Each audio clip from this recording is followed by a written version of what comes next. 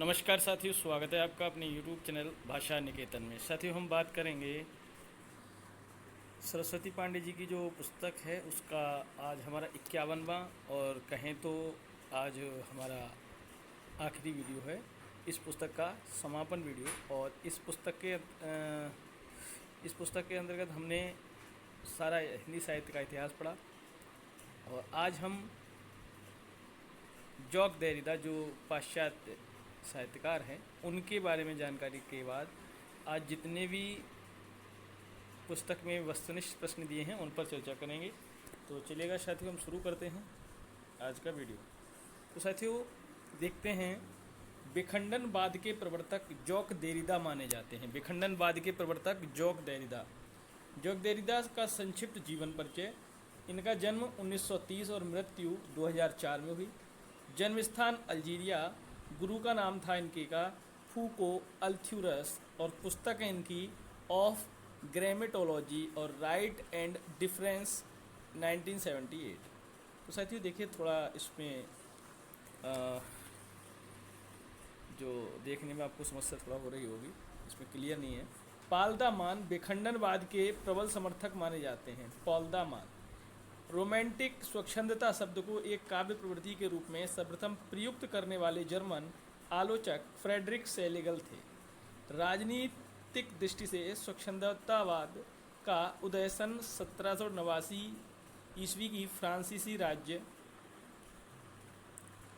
क्रांति से माना जाता है।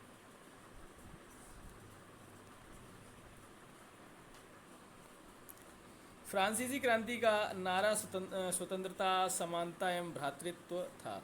अंग्रेजी कविता में स्वच्छंदतावादी काव्य आंदोलन का प्रारंभ महाकवि वर्ड्सवर्थ के लिरिकल बैलेट से हुआ। संकलन त्रय पाश्चात्य नाट्यशास्त्र की पारिभाषिक शब्दावली है। संकलन त्रय में स्थान संकलन, काल संकलन और कार्य संकलन समन्वित रहते हैं।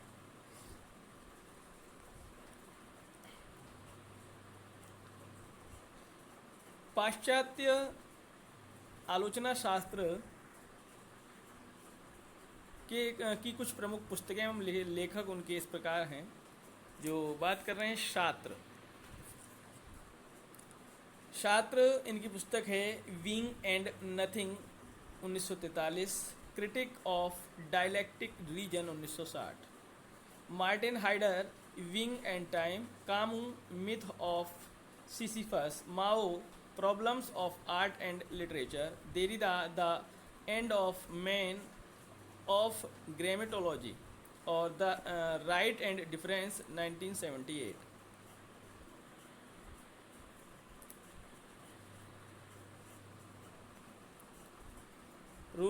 रोलाम Barthes the death of author, Karl Marx की है Das Kapital, Thomas L Peacock की है the four age of poetry, Shelley की है the defence of poetry, CD Lewis की है द पोएटिक इमेज और एफ एस फ्लिंटा की है history of imaging, Ernest Fischer the necessity of art, Caudwell की पुस्तक है illusion and reality, Matthew Arnold की है कल्चर एंड अनार्की 1869 और literature and drama 1873, essays on church and state, ये भी पुस्तक मैथ्यू अर्नोल्ड की है। और मैथ्यू अर्नोल्ड की है the function of criticism at the present time 1877। तो साथियों, अब हम बात करेंगे पुस्तक के महत्वपूर्ण प्रश्नों पर। तो वस्तुनिष्ठ प्रश्नों में पहला प्रश्न है आपका, छायावादी प्रवृत्ति की रचना सबसे पहले दिखलाई पड़ी मुकुटधर पांडे की रचनाओं में, सुमित्रानंदन पंत की रचनाओं में, कविताओं में, सूर्यकांत त्रिपाठी निराला में या श्रीधर पाठक में? बताइएगा, छायावादी प्रवृत्ति की रचना सबसे पहले दिखलाई पड़ी। तो सही जवाब हो जाएगा मुकुटधर पांडे की रचनाओं में। अगला प्रश्न है हमारा, अपेक्षा पत्रिका के संपादक हैं। अपेक्षा पत्रिका के संपादक कौन हैं? तेज सिंह, पंकज बिष्ट, जयप्रकाश करदम या अशोक मिश्र? बताइए सही उत्तर क्या हो जाएगा? तो तेज सिंह, अपेक्षा पत्रिका के संपादक हो जाएंगे तेज सिंह। अगला प्रश्न है, कल्पना पत्रिका के संस्थापक कौन थे? कल्पना पत्रिका के अज्ञेय, बद्री विशाल, रघुवीर सहाय या धर्मवीर भारती। तो सही जवाब क्या हो जाएगा? धर्मवीर भारती। अगला प्रश्न है, छायापथ किस विधा की रचना है? एकांकी, संस्मरण, गद्य काव्य या रिपोर्टाज। बताइएगा, छायापथ किस विधा की रचना है? तो छायापथ है गद्य काव्य। अगला प्रश्न है, भक्तन को कहा सीकरी सो काम, यह किस कवि की उक्ति है? नंददास, परमाल दास, कुंभन दास या तुलसीदास। भक्तन को कहा सीकरी सो काम, तो यह सही उत्तर हो जाएगा, कुंभन दास ने ऐसा कहा है। अगला प्रश्न हमारा,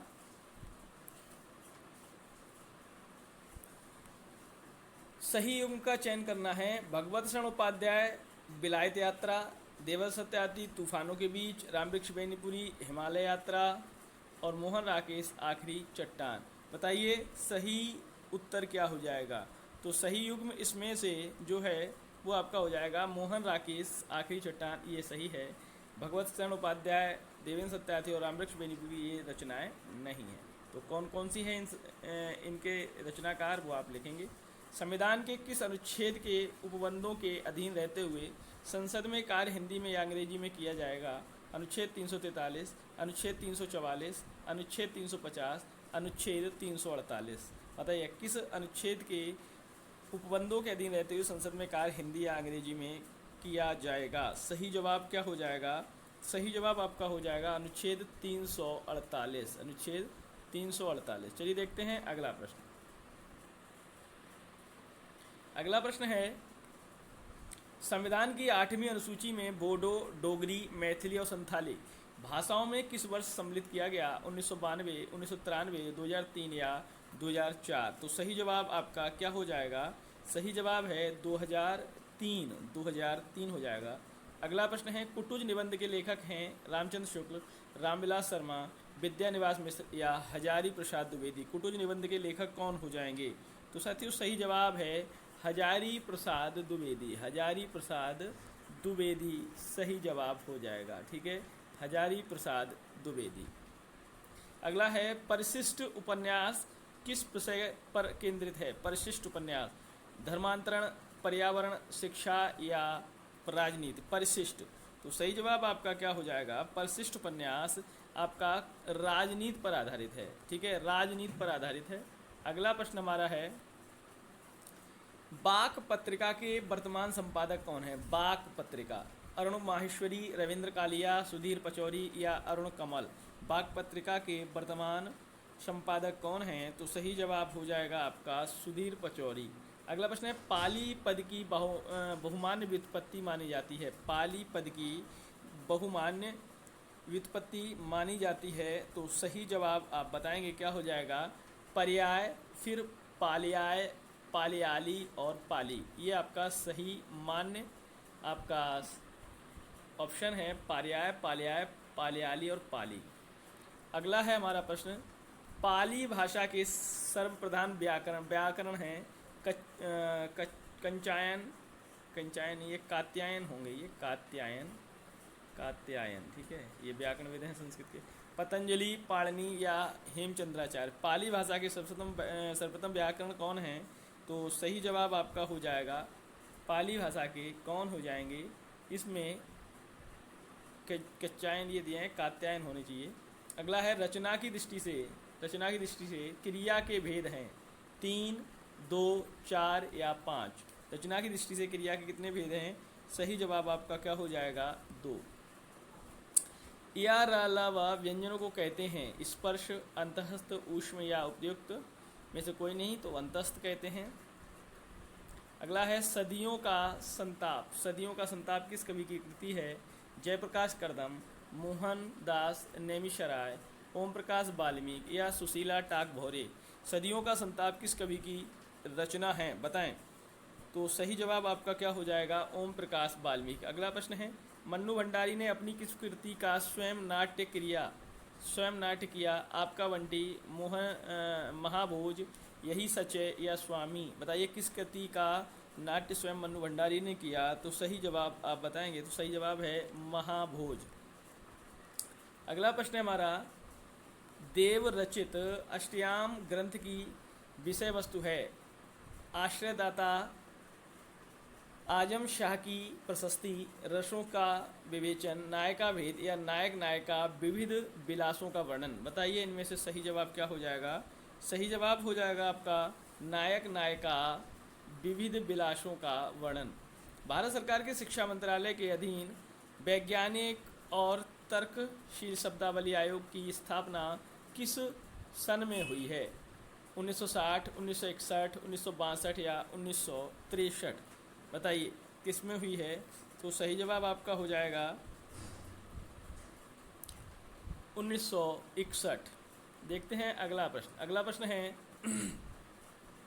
लाडी शब्द का अर्थ सहारा अर्थात विकास की प्रक्रिया के अंतर्गत होता है। अर्थपकर्ष, अर्थोत्कर्ष, मूर्तिकरण या अमूर्तिकरण। बताइए कौन सा हो जाएगा। सही जवाब हो जाएगा आपका अमूर्तिकरण। धीरेन्द्र वर्मा ने वैदिक ध्वनियों की संख्या मानी है।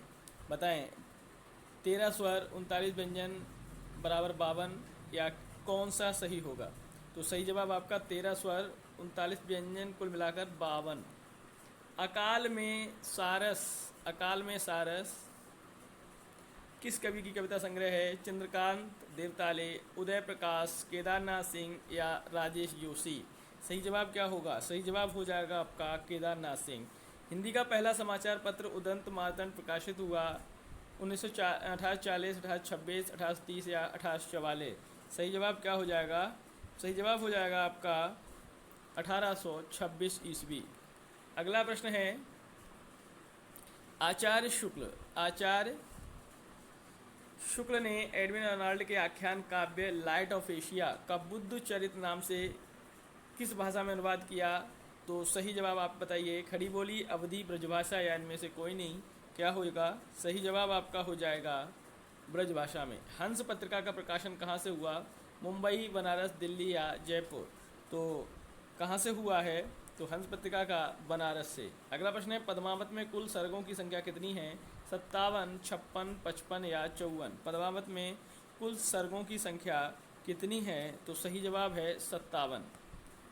अगला प्रश्न है ब्रज भाषा हेतु ब्रजबास ही ना अनुमानो ऐसे कविन की बानी हूँ सो जानिए। यह किस कवि की उक्ति है। ब्रजभाषा हेतु ब्रजवासी ना अनुमानो ऐसे कविन की बानी हूँ सो जानिए। ये किसकी उक्ति है बताइएगा। तो सही जवाब आप बताएंगे क्या हो जाएगा। सही जवाब आपका हो जाएगा भिखारीदास। अगला देखते हैं प्रश्न। बोलगा से गंगा विधा की दृष्टि से नाटक है, कथा है, निबंध संग्रह है या यात्रा संस्मरण है। तो सही जवाब आपका हो जाएगा कथा। अगला देखते हैं आचार्य शुक्ल ने किस रचना को ध्वनि काव्य माना है। बताइए सूर्यकृत, भ्रमर गीत को, सूरसागर को, सूरसारावली को, साहित्य लहरी को। किस रचना को ध्वनि काव्य माना है आचार्य शुक्ल ने। तो सही जवाब आपका सूर्यकृत भ्रमर गीत। झोपड़ी से राजभवन तक के लेखक कौन हैं। नैमिल राय, माता प्रसाद, कंबल भारती या सूरजपाल चौहान। झोपड़ी से राजभवन तक किसकी रचना है। तो सही जवाब आपका हो जाएगा माता प्रसाद। अगला प्रश्न है राजभाषा नियम 1976 में कुल कितने नियम हैं। 10, 11, 12 या 13। तो उच्चतम बताएंगे आप लोग। इसमें से सही जवाब 31 का क्या होगा। तो 12। उच्चतम न्यायालय उच्च न्यायालयों में अधिनियमों, विधेयकों आदि के लिए प्रयोग की जाने वाली भाषा का उल्लेख संविधान के किस अनुच्छेद में है। उच्चतम न्यायालय उच्च न्यायालयों के अधिनियमों, विधेयकों आदि के लिए प्रयोग की जाने वाली भाषा किस अनुच्छेद में है। अनुच्छेद 346, 345, 347 या 348। सही जवाब आपका 348। अगला प्रश्न है हिंदी के वैज्ञानिक एवं तकनीकी शब्दावली के निर्माण हेतु संस्कृत शब्दों का प्राथमिकता देते हुए उपयोगी शब्द ग्रहण किए जाते हैं। बताइए हिंदी भाषा से, मराठी भाषा से, बंगला भाषा से या सभी मान्यता प्राप्त भारतीय भाषाओं से। हिंदी वैज्ञानिक तकनीकी शब्दावली के निर्माण हेतु संस्कृत शब्दों का प्राथमिकता देते हुए उपयोगी शब्द ग्रहण किए जाते हैं। कहाँ से। तो सही जवाब हो जाएगा सभी मान्यता प्राप्त भारतीय भाषाओं से। अगला प्रश्न है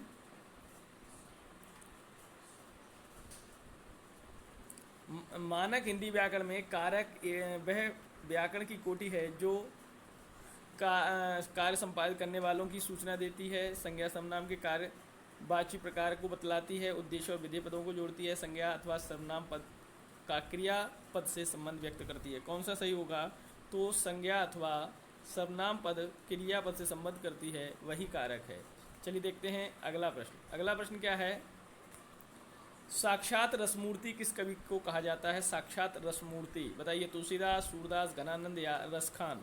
साक्षात रसमूर्ति किसको कहा जाता है? तो घनानंद को। किसको? घनानंद को। अगला प्रश्न है, राघव चेतन का संबंध है राम कथा से, कृष्ण कथा से, संत काव्य से या पद्मावत से? राघव चेतन किससे संबंधित है? तो सही जवाब हो जाएगा पद्मावत से। कामायनी के आनंदवाद का दार्शनिक आधार है। कामायनी के आनंदवाद का दार्शनिक आधार है अद्वैतवाद, शैवागम, रहस्यवाद या विशिष्टाद्वैत? तो सही जवाब आपका क्या हो जाएगा? सही जवाब हो जाएगा शैवागम। अगला प्रश्न है 38वां, बिहारी सतसई की प्रसिद्धि का कारण क्या है? कल्पना की समाहार शक्ति, नायका भेद वर्णन, प्रतीकों का नपातुला प्रयोग या पिंगल वर्णन? बताइए। बिहारी सतसई की प्रसिद्धि का प्रमुख कारण क्या हो जाएगा? तो सही जवाब आपका क्या हो जाएगा? सही जवाब आपका हो जाएगा कल्पना की समाहार शक्ति। अगला प्रश्न देखते हैं। अगला प्रश्न है, बूंदी नरेश महाराज भाव सिंह का आश्रित कवि निम्नलिखित में से कौन था? बिहारी, बोधा, मतिराम या ठाकुर? कौन था बूंदी नरेश महाराज भाव सिंह का आश्रित कवि?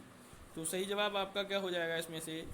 मतिराम। अगला प्रश्न है, कामता प्रसाद गुरु का हिंदी व्याकरण विषय ग्रंथ जो नागरी प्रचारणी सभा काशी से प्रकाशित हुआ, उसका नाम है? हिंदी का सरल व्याकरण, हिंदी प्रमाण व्याकरण, हिंदी व्याकरण या हिंदी का व्यवहारिक व्याकरण? तो सही जवाब आपका हो जाएगा हिंदी व्याकरण। अगला प्रश्न है, देवनागरी लिपि का विकास किस लिपि से हुआ है? खरोष्ठी लिपि, कुटिल लिपि, ब्राह्मी लिपि या गुप्त लिपि? तो देवनागरी का हुआ है ब्राह्मी लिपि से। सुनीति कुमार चटर्जी ने आधुनिक भारतीय आर्य भाषाओं के अंतर्गत पूर्वी हिंदी को किस शाखा के भीतर रखा है? उदीच्य, प्रतीच्य, प्राच्य या दाक्षिणात्य? तो सही जवाब आपका हो जाएगा प्राच्य। सर्वनाम का रूपांतर किस कारण से नहीं होता है? वचन, लिंग, पुरुष या कारक? सर्वनाम का रूपांतर किस कारण से नहीं होता? तो सही जवाब आपका क्या हो जाएगा? सही जवाब है आपका लिंग के आधार पर सर्वनाम को परिवर्तित नहीं कर सकते। अगला भेद है, अगला प्रश्न है आपका, हिंदी के सर्वनाम में कारक के कितने भेद होते हैं? 8, 9, 7 या 6? कारक कितने प्रकार के हैं हिंदी में? तो सही जवाब है आपका कारक आपके होते हैं 7 प्रकार के। हिंदी का प्रथम व्याकरण लिखने वाले विद्वान हैं? बताइए, हिंदी का प्रथम व्याकरण लिखने वाले विद्वान कौन कौन हैं? जेशुआ कैटलर, किशोरी दास वाजपेयी, जॉर्ज गेशन या कामता प्रसाद गुरु? तो सही जवाब आपका क्या हो जाएगा? जेशुआ कैटलर। जेशुआ कैटलर। देखते हैं अगला प्रश्न। हिंदी के प्रथम समाचार पत्र का स्वरूप कैसा था? मासिक, पाक्षिक, दैनिक या साप्ताहिक? हिंदी का प्रथम समाचार पत्र का स्वरूप कैसा था? तो सही जवाब आपका हो जाएगा तो साप्ताहिक था। निम्नलिखित शब्द युग्मों में कौन सा असंगत है? अफसोस फारसी, कैंची तुर्की, गमला पुर्तगाली, कारतूस अंग्रेजी? असंगत बताना है तो असंगत आपको कौन सा हो जाएगा? असंगत आपका कारतूस अंग्रेजी का नहीं है। कारतूस किस भाषा का है बताना है आपको, किस भाषा का है कमेंट सेक्शन में लिखें। अगला प्रश्न है, प्रसिद्ध कहानीकार विजयदान देथा की उस कहानी का नाम क्या है जिस पर अमोल पालेकर ने पहली नाम से फिल्म बनाई थी? दुविधा, अनेक, हिटलर, बनिया का चाकर या साधु की कमाई? बताइए कौन सी कहानी पर अमोल पालेकर ने पहली नाम से फिल्म बनाई है? तो सही जवाब आपका हो जाएगा दुविधा। अपरूप का कवि कहते हैं किसको? जयशंकर प्रसाद को, विद्यापति को, बिहारी को या निराला? अपरूप का कवि, तो अपरूप का कवि कौन सा हो जाएगा? विद्यापति। अगला प्रश्न है, भारतेंद्र हरिश्चंद्र के निम्नांकित नाटकों में कौन सा उनका मौलिक नाटक नहीं वरन अनुदित नाटक है? तो कौन सा है आपको बताना है। तो सही जवाब हो जाएगा रत्नावली। रत्नावली। अगला प्रश्न है, मान स्वर कितने होते हैं? मान स्वर बताएं। 7, 6, 9, 8 मान स्वर कितने हैं? तो मान स्वरों की संख्या कितनी है? 8 है। चलिए देखते हैं, किस विद्वान ने देवनागरी लिपि के स्थान पर रोमन लिपि का स्वीकार करने का सुझाव दिया? सुनीति कुमार चटर्जी, भोलानाथ तिवारी, काका कालेलकर या उदय नारायण तिवारी? सही जवाब आपका क्या होगा? सुनीति कुमार चटर्जी। माटी की मूर्तें शीर्षक से रेखा चित्र किस लेखक ने लिखा? माटी की मूर्तें। रांगे राघव, फणीश्वरनाथ रेणु, महादेव वर्मा या रामवृक्ष बेनीपुरी? माटी की मूर्तें बताएं। माटी की मूर्तें किसका हो जाएगा? सही जवाब आपका हो जाएगा, माटी की जो मूर्तें हैं वो आपका रामवृक्ष बेनीपुरी। अगला प्रश्न है, परिंदे कहानी को हिंदी की पहली कहानी किस आलोचक ने माना है? नामवर सिंह, लक्ष्मी सागर वार्ष्णेय, राजेंद्र यादव या शंभुनाथ सिंह? परिंदे कहानी हिंदी की पहली कहानी किस आलोचक ने माना है? तो सही जवाब हो जाएगा नामवर सिंह। अगला प्रश्न है आपका, मित्र संवाद पत्र साहित्य किनके बीच लिखे गए पत्रों का संग्रह है? मित्र संवाद पत्र साहित्य किनके बीच लिखे गए पत्रों का संग्रह है? तो दिए हैं रामविलास शर्मा, केदारनाथ अग्रवाल, नेमीचंद जैन, नागार्जुन, अमृतलाल नागर, यशपाल या अज्ञेया, विद्यानिवास मिश्र? किनके मध्य लिखे गए पत्रों का संग्रह है? तो सही जवाब आपका क्या है? आपका हो जाएगा रामविलास शर्मा और केदारनाथ अग्रवाल के मध्य लिखे गए पत्रों का संग्रह है। लगता नहीं है दिल मेरा आत्मकथा की लेखिका हैं कृष्णा अग्निहोत्री, मैत्री पुष्पा, मन्नू भंडारी या पद्मा सचदेवा? लगता नहीं है दिल मेरा आत्मकथा की लेखिका कौन है? सही जवाब हो जाएगा आपका कृष्णा अग्निहोत्री। हिंदी जाति की अवधारणा के पुरस्कृता कौन हैं? अज्ञे, डॉक्टर नगेंद्र, रामविलास शर्मा या कि रामचंद्र शुक्ल? सही जवाब आपका हो जाएगा रामविलास शर्मा। अगला प्रश्न है, इनमें से कौन सी भाषा भारतीय संविधान की 8वीं अनुसूची में नहीं है? डोगरी, भोजपुरी, मैथिली या बोडो? बताएं कौन सी नहीं है? तो सही जवाब आपका कौन सा हो जाएगा? भोजपुरी। इनमें से कौन सी कृति प्रतिबंधित नहीं रही? भारत भारती, चिनगारियाँ, बंदनी या झांसी की रानी? कौन सी प्रतिबंधित रही है? तो प्रतिबंधित रही चिनगारियाँ। जगदम्बा बाबू गांव आ रहे हैं कहानी संग्रह किस कथा लेखिका का है? ममता कालिया, चित्रा मुदगल, मैत्रेयी पुष्पा या राजी सेठ? किस लेखिका का है कि जगदम्बा बाबू गांव आ रहे हैं? तो सही जवाब आपका हो जाएगा चित्रा मुदगल। अगला प्रश्न है, विस्मय का आश्चर्य किस रस का स्थायी भाव है? विस्मय या आश्चर्य, वीर रस, हास्यरस, अद्भुत या रौद्र? तो अद्भुत। आचार्य रामचंद्र शुक्ल के अनुसार सूर काव्य की ऐसी कौन सी बड़ी भारी विशेषता है जो तुलसीदास में उतनी नहीं है? छंद वैविध्य, रस वैविध्य, नवीन प्रसंगों की उद्भावना या प्रबंध पटुता? कौन सा हो जाएगा आपका? नवीन प्रसंगों की उद्भावना। अगला है, भाषा वह साधन है जिसके द्वारा मनुष्य अपने विचारों को दूसरों पर भली भांति प्रकट कर सकता है, दूसरों के विचारों को स्पष्टता समझ सकता है। यह परिभाषा किसकी है? कामता प्रसाद गुरु, किशोरीदास वाजपेयी, श्याम सुंदर दास या महावीर प्रसाद द्विवेदी? किसकी है? तो यह हो जाएगी कामता प्रसाद गुरु। अगला है, प्रश्न है, लोकनायक वही हो सकता है जो समन्वय करने पर अपार धैर्य लेकर आया हो। उनका सारा काव्य समन्वय की विराट चेष्टा है। इन पंक्तियों के लेखक कौन हैं? बताइएगा, इन पंक्तियों के लेखक कौन हैं?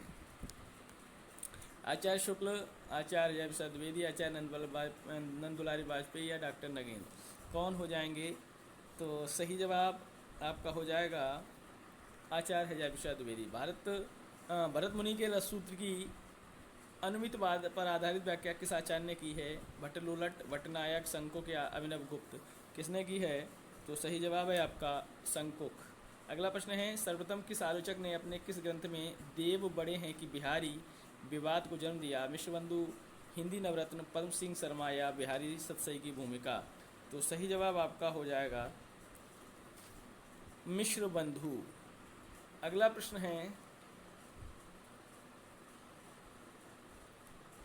मिश्रबंधु, हिंदी नवरत्न। अगला प्रश्न है, बांधा था विधु को किसने इन काली जंजीरों से, मणि वाले फणियों का मुख क्या भरा हुआ है हीरों से? इन पंक्तियों में कौन सा अलंकार है? बताइए, उपमा, रूपकात्शोक्ति, रूपक या उत्प्रेक्षा? तो सही जवाब आपका हो जाएगा रूपकात्शोक्ति। अगला प्रश्न है, आचार्य शुक्ल ने हिंदी साहित्य का इतिहास के आधुनिक गद्य साहित्य परंपरा का प्रवर्तन के अंतर्गत प्रथम उत्थान का कालावधि लिखी है। बताइए इनमें से कौन सी हो जाएगी जो आधुनिक गद्य साहित्य परंपरा का प्रवर्तन के अंतर्गत प्रथम उत्थान की कालावधि है। तो सही हो जाएगा आपका संवत 1925 से 1950 विक्रमी तक, बी ऑप्शन सही है। देव कवि किस जिले के हैं? मैनपुरी, बनारस, गोरखपुर या इटावा। देव कवि कहाँ के थे? तो सही जवाब आपका है देव कवि थे इटावा के। अगला प्रश्न है, अखरावट। अखरावट काव्यकृति के रचयिता कौन हैं? अखरावट उस्मान, मलिक मोहम्मद जायसी, मंझन या कुतुबन। अखरावट काव्यकृति के रचयिता कौन हैं? तो सही जवाब हो जाएगा अखरावट के हैं मलिक मोहम्मद जायसी। आलपीन और गमला किस विदेशी भाषा के शब्द हैं? फ्रेंच, जापानी, अंग्रेजी या पुर्तगाली। आलपीन और गमला, तो आलपीन और गमला जो हैं पुर्तगाली शब्द हैं। अगला प्रश्न है, भक्तिकाल के किस कवि को जड़िया विशेषण से विभूषित किया जाता है? चतुर्भुज दास, नंददास, सूरदास और परमान दास। तो सही जवाब इसका क्या हो जाएगा? सही जवाब आपका हो जाएगा नंददास। और कवि गड़िया, नंददास जड़िया, ये कथन कहा जाता है। अगला है, रचना के आधार पर बाकी के भेद हैं 6, 3, 8 या 4। तो रचना के आधार पर बाकी के भेद कितने हैं? तो सही जवाब आपका हो जाएगा 8। केत दिखाए कामिनी दई, दामिनी कोई है वाह, थरथराती सोतन फिरे, फरफराती धनमाई। किस कवि की पंक्ति है? अब्दुल रहीम खान खाना, बिहारी लाल, सैयद गुलाम नबी रसलीन या बिकारीदा। किसकी पंक्ति है? तो यह पंक्ति जो है वो हो जाएगी आपकी सैयद गुलाम नबी रसलीन। अगला प्रश्न देखते हैं। अगला प्रश्न है, हिंदी के मध्यकाल का भक्ति आंदोलन भारतीय चिंतन धारा का स्वाभाविक विकास है, यह मान्यता किसकी है? आचार्य रामचंद्र शुक्ल, आचार्य अजय प्रसाद द्विवेदी, डॉक्टर रामकुमार वर्मा या राहुल सांकृत्यायन। तो सही जवाब आपका क्या हो जाएगा? सही जवाब आपका हो जाएगा अजय प्रसाद द्विवेदी। दंडी के काव्यशास्त्री ग्रंथ का नाम क्या है? प्रतिदर्श, काव्यालंकार, काव्यादर्श या साहित्य दर्पण। दंडी के काव्यशास्त्री ग्रंथ का नाम क्या है? तो ग्रंथ का नाम है काव्यादर्श। सन 1954 में प्रकाशित नई कविता पत्रिका के संपादक थे अज्ञे, धर्मवीर भारती, नरेश मेहता या जगदीश गुप्त। कौन थे?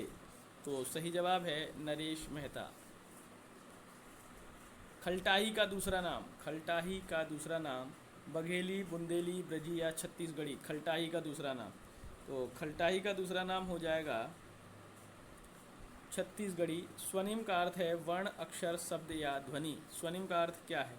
तो स्वनिम का अर्थ आपका हो जाएगा ध्वनि।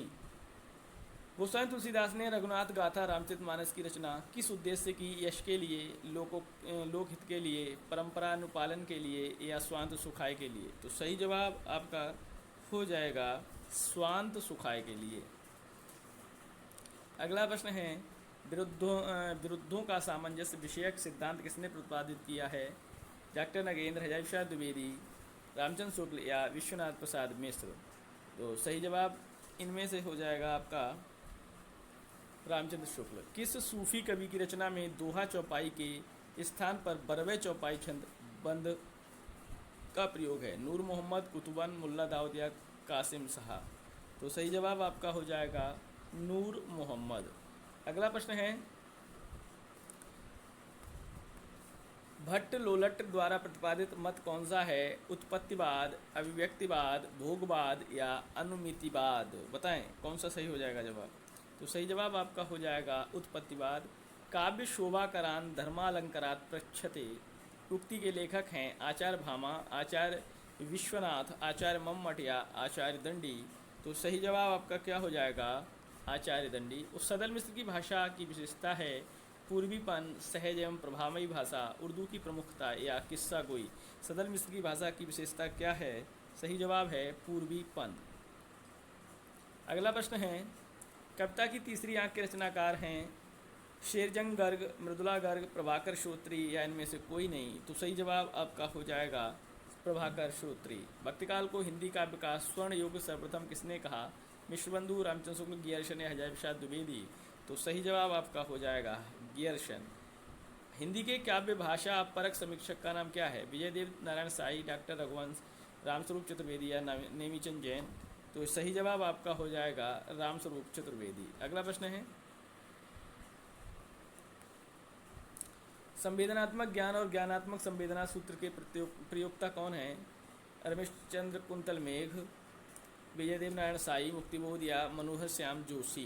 कौन हो जाएंगे संवेदनात्मक ज्ञान और ज्ञानात्मक संवेदन सूत्र के प्रयोक्ता? तो सही जवाब आपका हो जाएगा मुक्तिबोध। आचार्य रामचंद्र शुक्ल ने किस कवि को कठिन काव्य का प्रेत कहा है? भूषण, केशवदास देव या मतिराम। तो केशवदास। वाक्यम रसात्मकम काव्यम, काव्य परिभाषा किसके के प्रस्तोता कौन है? पंडित राज जगन्नाथ, आचार्य वामन, आचार्य दंडी, आचार्य विश्वनाथ। तो यह आपका सही हो जाएगा उत्तर आचार्य विश्वनाथ। अगला प्रश्न है, तुलसीदास चंदन घिसें के लेखक हैं विद्यानिवास मिश्र, हरिशंकर प्रसाई, कुबेरनाथ राय या इनमें से कोई नहीं। तो तुलसीदास चंदन घिसें के प्रस्तुता या लेखक कौन हैं? तो सही जवाब आपका हो जाएगा हरिशंकर प्रसाई। कुट्टी चाटन नाम से हिंदी के किस साहित्यकार ने निबंध लिखे? कुट्टी चाटन, हजारी प्रसाद द्विवेदी, अज्ञेय, जैनेन्द्र या वासुदेव शरण अग्रवाल। कुट्टी चाटन। सही जवाब हो जाएगा आपका जैनेन्द्र। सही जवाब आपका क्या हो जाएगा?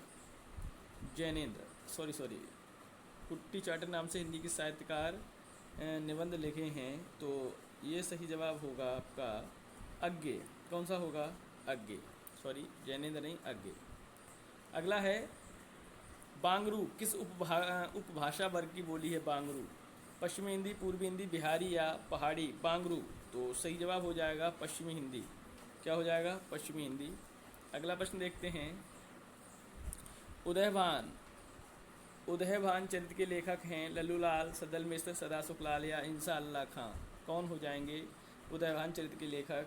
तो सही जवाब हो जाएगा आपका इंसा अल्लाह खां। अमन का राग के लेखक हैं भवानी प्रसाद मिश्र, मुक्तिबोध, शमशेर बहादुर सिंह या त्रिलोचन। अमन का राग। सही जवाब आपका हो जाएगा शमशेर बहादुर सिंह। अगला देखते हैं, काल क्रमानुसार इन रचनाओं का सही क्रम आपको बताना है। रचनाएं हैं आपकी पद्मावत, मृगावत, चित्रावली, मधुमालती। तो सही जवाब हो जाएगा मृगावती, फिर पद्मावत, फिर मधुमालती, फिर चित्रावली। अगला प्रश्न देखते हैं,